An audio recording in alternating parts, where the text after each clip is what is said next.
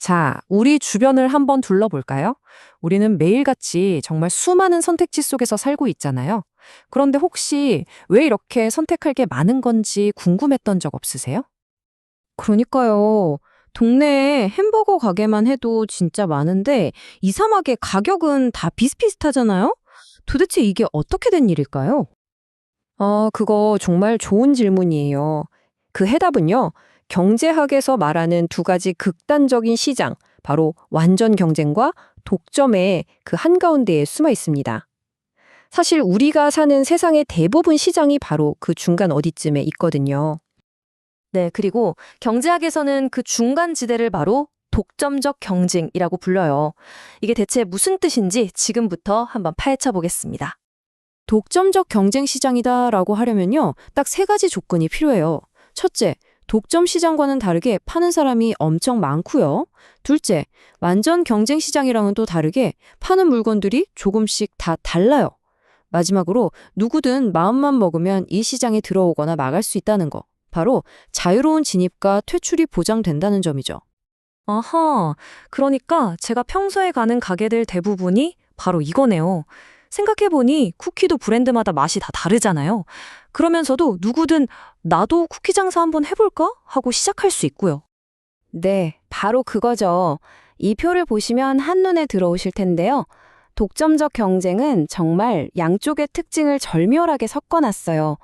완전 경쟁처럼 기업 수는 많지만 또 자기네 제품은 나름 특별하니까 독점 기업처럼 어느 정도 가격을 결정할 힘, 즉 시장 지배력을 갖게 되는 거죠. 잠깐만요. 시장 지배력이 있다고요? 그럼 이 회사들 다 엄청난 부자가 되는 거 아니에요? 음, 단기적으로는 그럴 수 있어요. 예를 들어서 어떤 식당이 맛집으로 소문나면 잠깐은 비용보다 훨씬 비싼 가격을 받아도 사람들이 줄을 서겠죠? 이럴 땐 마치 작은 독점 기업처럼 꽤 쏠쏠한 이윤을 낼 수 있습니다. 아, 그렇죠. 옆집 식당이 돈 버는 거 보면 나도 저기다 비슷한 거 차려야겠다는 생각이 당연히 들겠죠. 네, 바로 그게 핵심이에요. 그렇게 새로운 경쟁자들이 막 들어오면 어떻게 될까요? 당연히 원래 있던 가게 손님들을 뺏어가겠죠. 그런 기존 가게들의 수요는 줄어들고 결국 모든 가게의 이유는 점점 줄어서 정해진 결말을 향해 가게 됩니다. 와, 그럼 장기적으로 보면 그 수많은 식당이나 옷가게들이 사실상 다들 그냥 본전치기만 하고 있다는 얘기인가요? 그렇게 치열하게 경쟁하는데도요? 경제학적으로만 보면 네, 그렇다고 할 수 있어요. 자, 그럼 여기서 이런 질문을 던져볼 수 있겠죠. 이렇게 선택지는 정말 많은데 결국 기업들은 돈을 벌지 못하는 이 구조가 과연 우리 사회 전체로 봤을 때 좋은 걸까요? 나쁜 걸까요? 여기에는 명확한 장단점이 있어요. 우선 장점은 제품 다양성이죠. 우리 입장에선 새로운 가게가 생겨서 선택의 폭이 넓어지니 좋잖아요. 하지만 단점은 바로 비효율성입니다. 기업들이 가격을 생산 원가보다 높게 책정하거든요.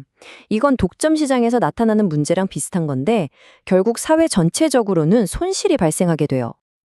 아, 그럼 제가 제일 좋아하는 피자 가게가 사실은 지금보다 피자를 더 싸게 만들 수도 있는데 굳이 그렇게 안 한다는 뜻인가요? 공장을 100% 돌리지 않는 것처럼요? 정확해요. 사회 전체로 보면 이런 딜레마인 거죠. 새 피자 가게가 생겨서 우리 선택지가 늘어나는 건 좋은 일, 즉 제품 다양성 외부 효과예요. 하지만 그 가게가 기존 가게의 손님을 뺏어오는 사업자 잠식 외부 효과 때문에 모든 가게가 자기 생산 능력을 다 쓰지 않게 되는 거죠. 이걸 바로 초과 생산 능력이라고 부릅니다. 네, 알겠습니다.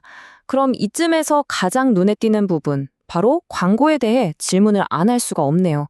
광고는 그냥 기업이 우리를 현혹시키는 건가요? 아니면 뭔가 다른 경제적인 이유가 있는 건가요? 여성 진행자의 광고를 비판하는 쪽의 논리는 이렇습니다. 광고는 사람들의 취향을 조작하고 불필요한 브랜드 충성심을 만들어서 소비자들이 가격에 둔감해지게 만든다. 결국 공정한 경쟁을 막는 거다. 이렇게 보는 거죠. 하지만 옹호하는 쪽의 입장은 완전히 달라요. 무슨 소리냐? 광고는 소비자에게 제품 정보를 알려주고 오히려 기업 간의 경쟁을 더 활발하게 만든다. 그리고 비싼 돈 들여 광고한다는 것 자체가 품질에 대한 자신감의 표현, 즉 하나의 신호가 될 수 있다. 이렇게 말하죠. 잠깐만요. 광고가 가격을 내린다고요? 아니, 실제로 미국 몇몇 주에서는 주류 광고를 허용했더니 술값이 거의 20%나 떨어졌다는 연구 결과도 있더라고요. 이게 어떻게 가능한 거죠? 네, 경쟁을 더 치열하게 만드니까요. 한번 생각해 보세요. 품질이 별로인 제품에 수십억을 쏟아부어서 광고할 회사가 있을까요? 아마 없을 거예요. 한번 사본 소비자들이 다시는 안 살 테니까요. 결국 광고에 큰돈을 쓴다는 행위 자체가 우리 제품 믿고 사셔도 좋습니다. 라는 강력한 메시지, 즉 신호가 되는 겁니다. 아, 그러고 보니 그 유명한 나이키 광고가 생각나네요. 르브론 제임스가 나와서 막 멋있게 덩크슛하고 그러는데 정작 신발 기능에 대한 설명은 한마디도 없잖아요. 대체 우리는 그 비싼 광고를 보고 뭘 알 수 있는 거죠? 바로 그게 이 논의의 마지막 질문입니다. 과연 수십억 원짜리 광고 캠페인은 사회 전체의 자원을 낭비하는 일일까요? 아니면 기업이 그만한 돈을 쓸 수 있다는 사실 자체가 소비자에게 품질을 보증해주는 아주 귀중한 신호 역할을 하는 걸까요?